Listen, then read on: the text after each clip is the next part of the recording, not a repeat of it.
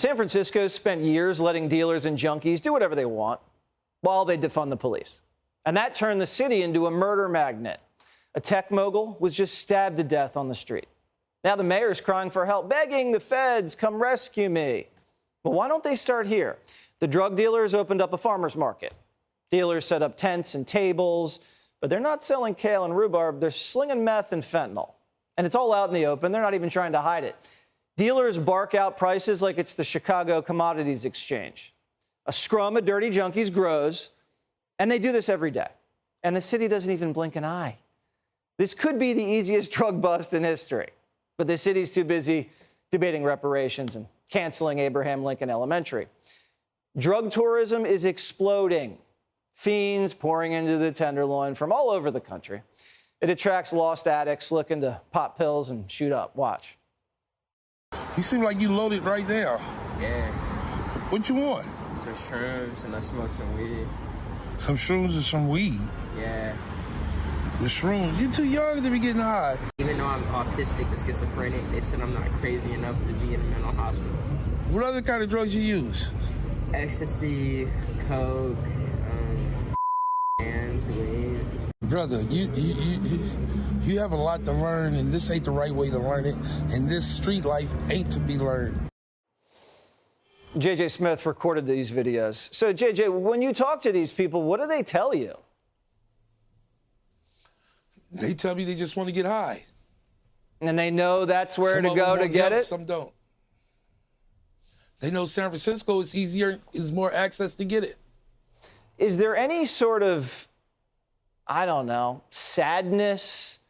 Do people realize they've hit rock bottom? Well, some people realize it, but they still believe that there's still some more left up in them to go further. And it's a lot of sadness. I'm sad. There's a lot of community members that's sad. Do you think the city of San Francisco is sad? Do they even recognize how bad the problem is? Nah, San Francisco don't believe it's a problem. They're not sad, not one bit.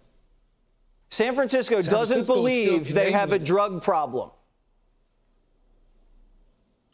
They doesn't believe they have a drug problem. You got some supervisors that believes that it's not serious enough to do anything about it. Do the supervisors ever walk the neighborhood streets and see in their own eyes how graphically destructive this is? The supervisor we have for this district, you have two of them. Actually, you have a Dean Preston. That Dean Preston don't even come to this district. I have never seen him walk this district. I have never seen him walk the streets. Now, he might go on the outskirts around it, but come in the heart of it? No, he doesn't come in the heart of it.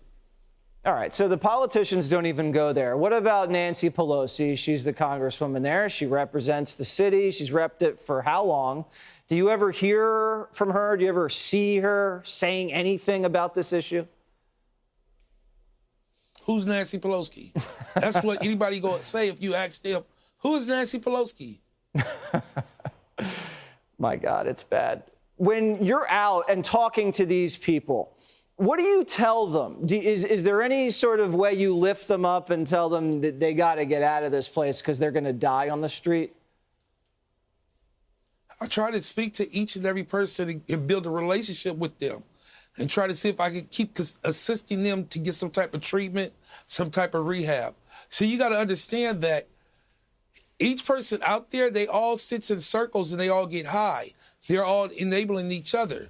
So I try to be that outcast out of them that don't get high and try to become that friend and talk to them and try to get them to leave the streets and go into some type of treatment.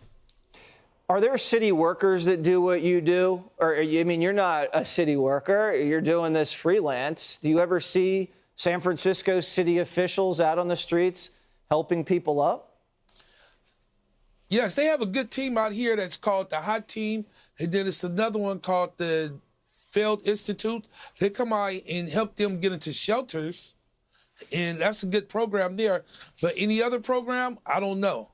I think they have people that's on getting paid to do it, but they're not actually doing it. All right. So it's a corrupt system through and through, except for a few It's a corrupt system, starting from the Homeless Coalition, starting from the Department of Public Health. It's all corrupt. The Homeless Coalition, they only comes around when they do their sweeps, when the city want to do a sweep.